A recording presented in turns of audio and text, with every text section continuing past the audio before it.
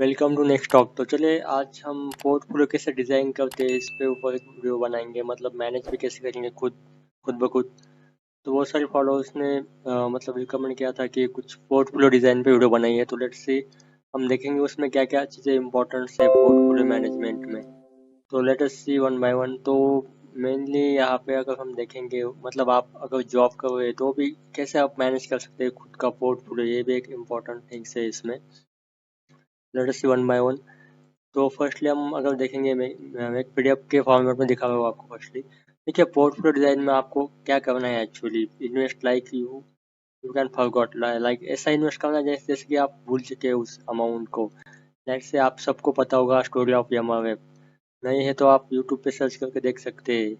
एक दादाजी थे जिन्होंने जिन्होंने थे यमा वेब में 1990 में लगभग 20,000 के आसपास शेयर्स लिए थे या फिर इन्वेस्ट किया था उसमें। मुझे डिटेल्स में इन्फॉर्म नहीं मिली इसमें, लेकिन अगर आप वीडियो देखेंगे तो 2015 से 17 में उनके उस वैल्यू की अमाउंट जो 130 करोड़ के आसपास बन चुकी थी एमआरएफ के स्टॉक में।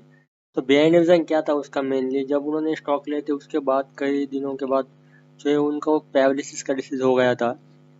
एंड उसके बाद जो है आई थिंक वो 10 ईयर जो थे आईसीयू उस टाइप के आप कंडीशंस में थे। तो हुआ क्या कि जब वो मतलब उनको जब पता चला, मतलब जब वो उस कंडीशन से बाहर आ गए, तब उनको याद आया कि उन्होंने कुछ एमआर पे स्टॉक ले चुके थे उस 1999 में। तो अगर उनको जब पता चला तो उन्होंने उनके मतलब फैमिली मेम्बर से कहा कि मैंने उस टाइम शेयर्स लिए थे एमआर के, आपको उसका वीडियो मिल जाएगा का, आप नेट पे सर्च कर सकते हैं। तो उनकी जो वैल्यू थी उस टाइम उन्होंने जब चेक किया तो 130 करोड़ के आसपास थी। तो इसका एक बिहाइंड एग्जांपल का एक मॉरल ऑफ द स्टोरी क्या है कि आई थिंक वो फॉरगॉट ही, मतलब एक ह्यूमन नेचर ऐसा है जब उनको जो जब 10 साल तक वो जब बेहोश मतलब पैरालिसिस डिसीज में थे, उनको पता ही नहीं था, मतलब कुछ को बताया ही नहीं था उन्होंने मतलब उनके पेशेंट जो है ऑटोमेटिक बन चुके थे उस स्टोरी में। उन्होंने 10 साल वेट किया, 15 साल वेट कर दिया और उनकी अमाउंट जो थी करोड़ में बन चुकी थी। लाइक से हम इतना तो मुझे मेरे ख्याल से हम लोग वेट नहीं कर सकते 22-25 ईयर्स, लेकिन मतलब 5 to 10 ईयर्स तो हम वेट कर सकते हैं ना ही। करोड़ में तो लैक्स में हमें रिटर्न्स तो आसानी से मिल सकते हैं अगर अच्छे से इन्वेस्टमेंट करेंगे तो। लेटेस्ट से उसमें इम्पोर्टेंस क्या है पोर्टफोलियो में। तो आपको पोर्टफोलियो अगर डिजाइन करना है उसमें मेनली हम देखेंगे तो यहाँ पे आप देख सकते हैं। देखिए, कैपिटल मैनेजमेंट बहुत इंपॉर्टेंट कंसेप्ट है। अगर आपके पास 1 लाख का कैपिटल है तो आप उसे डाइवर्सिफाई कैसे करते हो, ये भी सबसे इम्पोर्टेंट थिंग्स है। कैपिटल आपके पास 1 लाख है और अगर अगर आप एक ही स्टॉक में डालोगे, ये तो एक बहुत बड़ी रिस्क हो जाती है। यहाँ पे रिस्क मैनेजमेंट का भी टॉपिक कवर हो जाएगा कैपिटल मैनेजमेंट में। देखिए, अगर आपके पास 1 लाख कैपिटल है तो आप ऐसे कुछ 5 स्टॉक सिलेक्ट कीजिए जिनकी सेल्स ग्रोथ पिछले कुछ 5-10 ईयर से अच्छे से ग्रो कर रही है, या फिर उनका जो मतलब होल्डिंग्स है फंडामेंटली मैंने कुछ वीडियोस में दिखाया है, उस तरह से आपने चेक भी कर दिया तो भी अच्छे से हो जाएगा। सेल्स पे ज़्यादा मतलब यकीन कीजिए, क्योंकि अगर कंपनी पिछले पास 5 या 10 ईयर से लगभग अच्छे से सेल्स कर रही है, मतलब उनका जो है मतलब प्रोडक्ट भी लोग ले रहे हैं अच्छे से मार्केट में। साथ ही साथ उसका प्रॉफिट आप देख सकते हैं उसके शीट में, हम देखेंगे एग्जाम्पल के तौर पे ये दो स्टॉक्स में। उसके बाद जो है सेक्टर वाइज एलोकेशन, ये सबसे इम्पोर्टेंट कंसेप्ट है। अगर हम देखेंगे सेक्टर वाइज तो देखिए निफ्टी का मैंने यहाँ पे सेक्टर आपको बताया, sector wise allocation. Financial service जो है हमारे मतलब निफ्टी 50 में 36% इसका हिस्सा होता है वेटेज निफ्टी में। आईटी सेक्टर देखेंगे तो 70% उसका हिस्सा होता है। ऑयल एंड गैस 12% होता है। कंज्यूमर गुड्स जो है 10% होते हैं। मेनली 3 to 4 to 5 मतलब सेक्टर्स है, like automobiles, consumer goods and oil and gas, IT या फाइनेंशियल सर्विसेज मतलब बैंक मैक्सिमम करके। तो ये जो इस टाइप के जो सेक्टर्स है इसमें सबसे ज़्यादा जो है निफ्टी में वेटेज है। एज लाइक आप देख सकते हैं, ऐसे आप कुछ सेक्टर जो है 5 सेक्टर 6 सेक्टर चॉइस कर सकते हैं। इनमें से जो अच्छे अच्छे स्टॉक है अच्छे से ग्रोथ कर रहे हैं, तो इसमें आप आपका डाइवर्सिफिकेशन कर सकते हैं पोर्टफोलियो के लिए। अगर हम बात करेंगे आईटी में, देखो इन्फोसिस को सबसे बड़ा वेटेज आया था। हाँ, इन्फोसिस का देख सकते हैं आप 8% वेटेज है निफ्टी में। तो आप मतलब सब स्टॉक का प्योरली एनालिसिस करके, आपको चाहिए होता है तो मैं वर्ड या फिर पीडीएफ इसकी डिस्क्रिप्शन में दे दूंगा आपको वीडियो के। ओके। तो मेरा मेन कहने का उद्देश्य ये है कि आपको sector wise, like pharma sector को कुछ आपको लग रहा है कि आने वाले कुछ दिनों में या फिर कुछ साल में अच्छे से इसमें ग्रोथ दिख सकती है, या फिर मेटल सेक्टर है, पावर सेक्टर है, आईटी सेक्टर है, तो आप इसका डिस्ट्रीब्यूशन करके डिफरेंट डिफरेंट स्टॉक बाय कर सकते हैं आपके पोर्टफोलियो में। अगर वही बात आपकी मतलब आप वन टाइम या फिर इतनी इन्वेस्ट नहीं कर सकते, सारे के सारे आप जैसे कि एसआईपी तरह आप यहाँ पे सिस्टमेटिक आप खुद के पोर्टफोलियो में भी इन्वेस्टमेंट कर सकते हैं, लेकिन पेशेंस बहुत इंपॉर्टेंट है इसमें। स्टोरी में मोरल ऑफ द स्टोरी क्या था कि 10 साल तक दादाजी को पता ही नहीं था कि उनका स्टॉक कहाँ है, मतलब उन्होंने थिंकिंग नहीं की। हमारे क्या है, आप जब इन्वेस्ट करते हैं तो 1-2 दिन के बाद हम सब पोर्टफोलियो में मतलब देखते हुए कहाँ गया मेरा स्टॉक, कहाँ पे है अभी। तो एक मतलब वहाँ की सिचुएशन आ गई थी, तो बहुत सारे लोगों ने वहीं पे पोर्टफोलियो उनको एम्प्टी कर दिए थे। अब वो कुछ स्टॉक है वो मतलब करेक्शन होके अब बहुत ऊपर चले गए यहाँ पे। अगर नेक्स्ट हम बात करेंगे तो सेक्टर वाइज एलोकेशन है, तो हमने देख ही लिया है यहाँ पे। यहाँ पे भी एक मेन कंसेप्ट आता है, हमको सेक्टर का लीडर लेना है इसमें, या फिर टॉप 3 में से कौन सा चॉइस करना है। देखिए यहाँ पे पेनी स्टॉक भी होते हैं सेक्टर्स में कुछ, तो मेरा यही कहना रहेगा कि फिलहाल आप जो है ब्लू चिप स्टॉक पर ही फोकस कीजिए नाउ डेज, बिकॉज सिचुएशन बहुत मतलब पैनिक नहीं होना चाहिए। अगर अगर आपने पेनी भी लिया तो आप सम एग्जांपल देख सकते हैं, टीटीएमएल जैसे स्टॉक अपर सर्किट या फिर डायरेक्टली उनको लोअर सर्किट लग जाता है, तो वो उस टाइम लोगों का पेशेंस जो है वो इतना नहीं रहता जितना इन्वेस्ट करने के टाइम बिगिनर का होता है उस टाइप का। उसके बाद अगर हम देखेंगे नेक्स्टली तो स्टॉक सिलेक्शन सबसे इम्पोर्टेंट है। तो इसके लिए मैंने नीचे एक एग्जांपल दिया है। अगर आप कौन सा स्टॉक ले मतलब अगर आपको लग रहा है ये स्टॉक मुझे लेना है, तो आप स्टॉक पे कैसा एनालिसिस करिए। नंबर 1 है उसकी वेबसाइट चेक करनी होगी आपको, कि वाकई में ये स्टॉक अच्छा है। उसके आपको कंपनी में मतलब वेबसाइट पे जाके क्लाइंट दिखेंगे, उनके कुछ पार्टनर्स है कंपनीज के, हम प्रैक्टिकली भी देखेंगे एग्जांपल में। उसके बाद लिंक्डइन जो है सबसे इम्पोर्टेंट है, यहाँ पे आपको पता चल जाता है, रिसेंट डेटा मिलता है कंपनी का, सच में कितने एम्प्लॉइज में वर्किंग कर रहे हैं कंपनीज में। लिंक्डइन ये बहुत मतलब जॉब ओपनिंग है क्या उस कंपनी में, रियल में क्या उसका मतलब टोटली जो लेटेस्ट अपडेट है हमें लिंक्डइन पे इजीली मिल जाता है।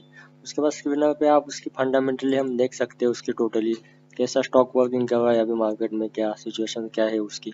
उसके बाद अगर हम देखेंगे मेनली तो कंपनी अगर हम लॉन्ग टर्म के लिए चूज करेंगे तो देखिए 360 डिग्री स्टॉक चाहिए, मतलब क्या मोनोपोली बिजनेस भी चाहिए, अगर मिला तो बहुत सही है। डिविडेंड या फिर बोनस है, दोनों भी अगर कंपनी दे रही है पिछले कुछ ईयर से, तो ये भी एक प्लस पॉइंट हो सकता है बहुत कुछ। क्योंकि जब स्टॉक स्प्लिट होता है बोनस मिलता है तो आपकी क्वांटिटी ऑफ स्टॉक बढ़ जाती है, जैसे कि बीसीजी ने अभी स्प्लिट किया था बीच में स्टॉक्स, बोनस दिए थे उसने। उसके बाद जो फ्यूचर की ग्रोथ भी आपको कंसिडर करनी होगी अच्छे से उस स्टॉक में है या नहीं, लाइक आप फार्मा सेक्टर पकड़ रहे हो, आईटी पकड़ रहे हो, या फिर दूसरा कौन सा मेटल सेक्टर, ये भी बहुत कुछ मतलब बहुत कुछ डिपेंड करता है इस पे। एंड अगर हम ये तो एक कन्फ्यूजन है, एक और भी एक अगर हम सेक्टर पकड़ लीजिए तो यहाँ पे लगभग 10 से 11%, 10 से 11 टाइप के सेक्टर्स है, तो भी आप ये कन्फ्यूजन बन जाते हैं कि एवरी सेक्टर के एक एक स्टॉक लेंगे, तो वो भी एक मतलब बहुत ज़्यादा डाइवर्सिफिकेशन हो जाएगा। सो आप मेनली 5 सेक्टर पे फोकस कीजिए, मेरा यही कहना होगा आपको। एंड उसके बाद आप सिस्टमेटिकली, जैसे आपको मतलब लग रहा है कि इस महीने में एक सिस्टमेटिक वे से मैं इतने इतने पैसे स्टॉक में डाल सकता हूँ टोटल पोर्टफोलियो में, तो उसका डाइवर्सिफिकेशन करके आप अपने पोर्टफोलियो में डाल सकते हैं।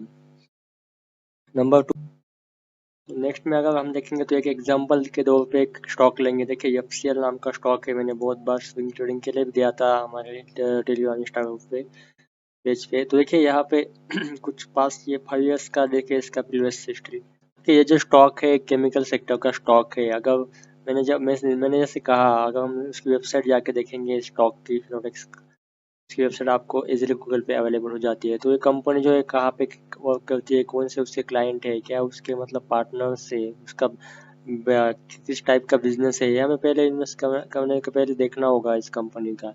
कौन सी भी कंपनी आप लेते वक्त जो है पहले इस टाइप का एनालिसिस करना चाहिए। देखिए इनके प्रोडक्ट जो है टेक्सटाइल केमिकल्स में, oil and gas, cleaning and hygienes में है उनका कुछ मुझे मतलब वो प्रोडक्ट्स जो है। देखिए इनमें आप मोर डिटेल्स में जाके भी इनका देख सकते हैं। जो है ग्रुप है one of leading manufacturing of chemical for textile construction water treatment fertilizers paint industry. जब तक आप मतलब उस कंपनी का 360 नहीं देखते, मतलब जैसे कि आपको उसमें 20 साल मतलब कंपनी में हिस्सा लेना है, इस टाइप की अगर आपकी सोच होगी तो आप इजीली अच्छे से कंपनी फाइंड आउट कर सकते हैं इसमें। देखिए तो फिर यहाँ पे आप देख सकते हैं इंटरनेशनल पार्टनरशिप्स भी देख सकते हैं आप कौन से कंपनीज के साथ है, उनकी सर्टिफिकेशन भी आपको यहाँ पे इजीली मिल जाएंगे। इस कंपनीज के लेटेस्ट न्यूज़ भी आप वेबसाइट पे आपको मिल जाती है यहाँ पे इजीली। अगर हम इसके बात करेंगे नेक्स्ट की, तो देखिए यहाँ पे आप इन्वेस्टर रिलेशंस नाम का एक एवरी जो कंपनी लिस्ट होती है उसका एक कॉलम होता है वेबसाइट में। यहाँ पे आपको प्रोमोटर्स होल्डिंग वगैरह देख सकते हैं। हम उसका स्क्रीनर पे भी देखेंगे, let's see one by one. देखिए यहाँ पे क्या है, उनके जो कुछ आर्टिकल्स जो हमें वो भी देखने को मिलते हैं कंपनी एक्चुअल में उसका उसका एनालिसिस करके आप फ्यूचर में क्या होने वाला है इस कंपनी का, या फिर आने वाले दिनों में इस सेक्टर में इजीली ग्रोथ है या नहीं, हम इजीली आइडेंटिफाई कर सकते हैं। मैं ऑलवेज जो है मार्केट एक सिंप्लीफाइड में रखना हो, बहुत कॉम्प्लिकेटेड नहीं होना चाहिए मार्केट में। एक सिंपल थिंग्स जो है मैक्सिमम करके वर्किंग करते हैं इसमें। आप इनका विजन्स देख सकते हैं अबाउट अस में जाके, कि कंपनीज के यहाँ पे मैंने कौन सा page open, about us already open किया है मैंने। यहाँ पे विजन्स, उसके R&D, उसके टीम मैनेजमेंट कैसे है, कौन करता है क्या। डिप में जाना चाहते हो तो मैंने क्या बोला था कि लिंक्डइन में जाना है। देखिए लिंक्डइन पे मुझे यहाँ पे और डिटेल्स मिल रहे हैं कंपनीज के, कितने उसके एम्प्लॉयज वर्क करते हैं इस कंपनीज में, कौन कौन से है, ये भी हम देख सकते हैं। अगर हम इस पर क्लिक किया तो लेटेस्ट से आप देख भी सकते हैं। खुद क्लिक कीजिए, मैं यहाँ पे किसी का मतलब CEO CTO वो भी आप यहाँ पे उनका एजुकेशन एक ऑलरेडी एकदम डीप में आप देख सकते हैं। मैं भी उस टाइप की इन्वेस्टमेंट करता हूँ, लाइक मैंने जो क्या कहा आपको अभी वही उनका वीडियो। जॉब में भी आप उनकी पोस्ट जो है इसका रिसेंट आपको मिल सकता है क्या हुआ है कंपनी में। पोस्ट मतलब एक्टिव है कंपनी, अभी 6 आवर्स है भी कुछ पोस्ट डाली है कंपनी इसमें। मतलब वो यहाँ पे कुछ अगर पोस्ट आती है तो आप उसका एनालिसिस करके भी कंपनी में आगे क्या प्रोडक्ट आने वाला है, क्या उनका बिजनेस है, क्या मॉडल है उनका, ये सब आप उसमें देख सकते हैं। उसके बाद अगर हम बात करेंगे उनके ग्राफ की, फंडामेंटली मुझे बताना था, तो देखिए सेल्स ग्रोथ पे हम मेन फोकस करेंगे यदि हमें लॉन्ग टर्म होल्ड करना है स्टॉक। तो देखिए आप देख सकते हैं 2013 से 12 से लेकर 2012 से लेके देखिए इजीली यहाँ पे हमें यहाँ पे थोड़ा मतलब कंसोलिडेट हुआ था। उसके बाद जो है 2050 से लेकर इजीली हमें सेल्स में देखिए अच्छी सी ग्रोथ देखने को मिली। 102, 110, 127, मतलब 141, 182, 196, वो 190, देखिए 219, मतलब लगभग जो अच्छे से ग्रोथ हमें सेल्स में देखने को मिली। प्रॉफिट का भी अगर हम बात करें यहाँ पे थोड़ा सा कम था 40-50 के आसपास, उसके बाद अच्छे से बढ़ गया, यहाँ कंसोलिडेट हो गया है। लेकिन बाद में फिर ऐसे अच्छे से रिटर्न्स मतलब 43 करोड़ के आसपास जो है अच्छा सा बेनिफिट दिया है। लास्ट क्वार्टर रिजल्ट है एनुअल में, आप देख सकते हैं अभी लास्ट का आने वाला बाकी है इस कंपनीज का। देखिए अच्छे से मतलब इन्वेस्टर्स की अगर हम बात करेंगे, देखिए कॉन्स्टेंट इन्वेस्टर है यहाँ से 20 से लेकर 64, यहाँ से कम हुए थे बीच में, लेकिन इसका कुछ इफेक्ट नहीं पड़ा कंपनीज पे। अगर हम उसका कैलकुलेट करेंगे पिछले कुछ अगर हमने 2020 में इसमें इन्वेस्ट की होती, अच्छे से एक स्टॉक नीचे आ गया था उस टाइम, 50 रुपीज़ के आसपास था लगभग। आप एक मतलब फंडामेंटल सेल्स से चेक किया होता तो देखिए 20 रुपीज़ के आसपास भी अगर हमने इन्वेस्ट की होती तो आज उसकी प्राइस चल रही है 200 के आसपास, लगभग 1100, मतलब 10x 11x आपका रिटर्न्स मिल चुका होता आपको 2 ईयर में भी। ये भी एक मल्टीपैकेज स्टॉक बन गया है अभी अभी जो लोगों ने उसमें इन्वेस्ट की थी 2020 में। देखिए यहाँ पे एक अच्छे से ऐसे आप कंपनी में लॉन्ग टर्म के लिए आइडेंटिफाई कर सकते हैं कि एग्जांपल के तौर पे मैंने लिया है, आप भी खुद का एनालिसिस कीजिए। And next thing is nothing तो ठीक है। तो आप इस मतलब वीडियो को कमेंट भी कीजिए अच्छे से, वीडियो किस मतलब किस टॉपिक पे लाने हैं, एंड लाइक सब्सक्राइब कीजिए। Okay, thank you.